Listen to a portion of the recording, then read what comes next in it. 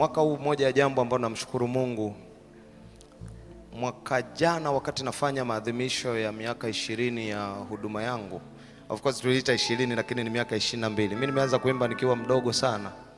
Ile albamu ya kwanza Majaribu ni Mtaji nimetoa na miaka 17. Na wakati naadhimisha hiyo miaka mwaka jana, kuna kitu Mungu alinisemesha nikiwa kwenye ukumbi wa Mlimani City pale. Kuna maelekezo nilipata ya kutumika zaidi. Na mwaka huu kwa kweli tumejitahidi kutumika kwa nafasi na kwa urahisi sana. Na jambo kubwa, mpaka ninavyosimama tulianzisha program fulani ya kupita na kushuhudia watu na kuambia habari za Yesu. Na tukiwa tumejiorganize vijana fulani wachache.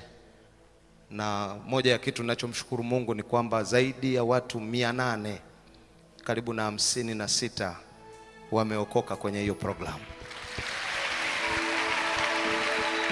Na hii inatupa wivu kwamba kumbe tunaweza tukamtumikia Mungu zaidi na zaidi na zaidi, tena kwa njia rahisi zaidi, pasipo kutegemea mikutano mikubwa na kujipanga sana.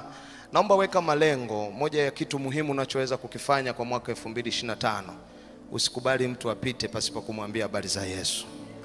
Amen. Kama kuna jambo la maana unaloweza kufanya, hebu fanya hilo, kwa sababu utumishi wa majukwaa na platform makubwa yawezekana usikufeve sana kwa kipindi tunachokiendea. Tunalo jukwaa, ukikutana na mtu kwenye daladala, njiani, wapi, ongea naye habari za Yesu, alafu utamuona Mungu anavyokutendea mambo makubwa. Amen. Bwana asifiwe. Wakati naendelea kutafakari nikakumbuka kitu kimoja, na nitatamani wimbo tuimbe wote. Mwaka 2011 nilienda kuanza masomo Mbeya kwenye chuo cha uhasibu. Alafu mimi nilisoma kwa kujiungaunga. Niliungaunga ile form 1 form 2 mwaka mmoja, 3 form moja, certificate. Sasa siku nimeenda nikakutana na masomo wanachola bookkeeping hapo ubaoni, nikaona kama wanachola magari. Niliondoka nikaenda notice board, kichwa kinauma, alafu hakuna nayeelewa. Kwanza ni mtumishi, alafu watu wote wananifahamu.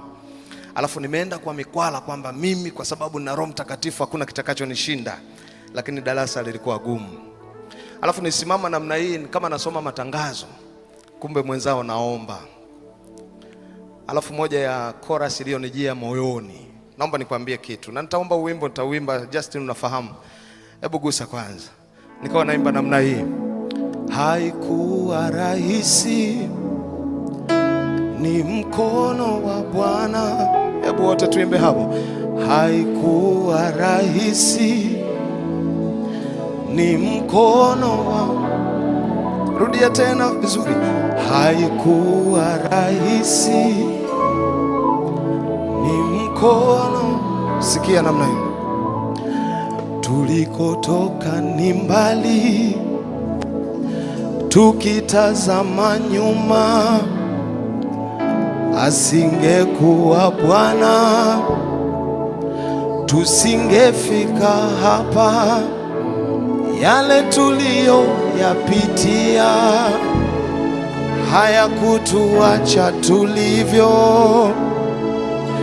Haikuwa rahisi, ni mkono wa Bwana. Mengine yalikuja kama mema, mwisho ukawa mbaya. Mengine yalikuja kama mabaya, kumbe yana kusudi. Lakini katika yote hayo tulikuona Bwana ukitetea maisha yetu. Natamani nikusikie. Sema, tulikutana na hatari mbaya, tukajua ni mwisho. Tulikutana na majanga mengi, tukajua hakutakucha. Lakini katika yote hayo wewe ulisimama kutetea maisha yetu yasizuru. Hebu nisikilize.